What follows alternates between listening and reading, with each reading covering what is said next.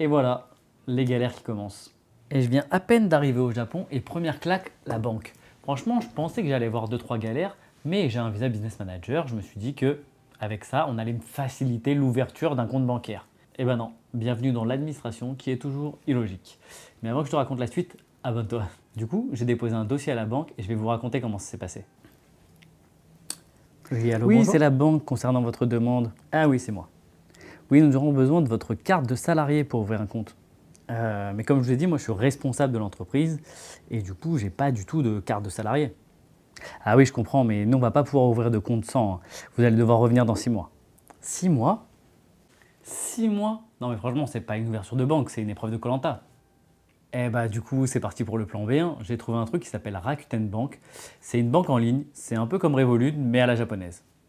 Il me demande ma carte de résidence et un deuxième document. Ce deuxième document, c'est soit le My Number, que je n'ai pas encore, je vais devoir attendre 2 semaines avant pour l'avoir, soit un certificat de résidence, et celui-là, je peux le demander directement à la mairie.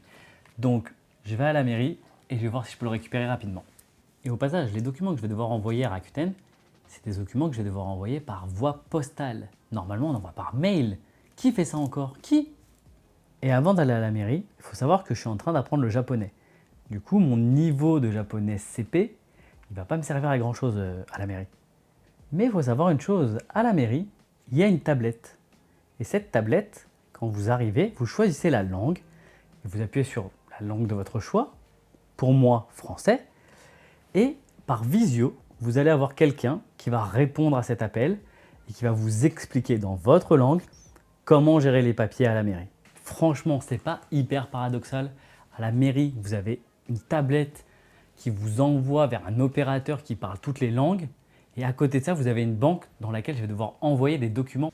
Bref, en 10 minutes à la mairie, j'ai récupéré le fameux document et je vais pouvoir l'envoyer à la banque.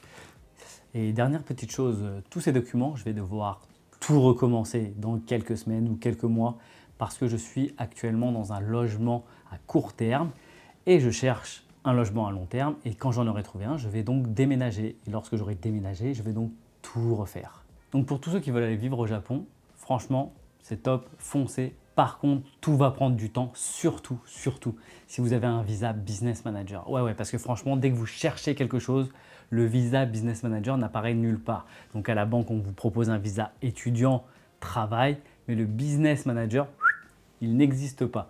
Donc c'est quelque chose de particulier, ils n'ont pas l'habitude de faire avec, donc ça prend un peu plus de temps. Et demain, je vais vous montrer l'appartement que j'ai eu en court terme et surtout, je vais vous montrer les différences qu'il peut y avoir avec la France.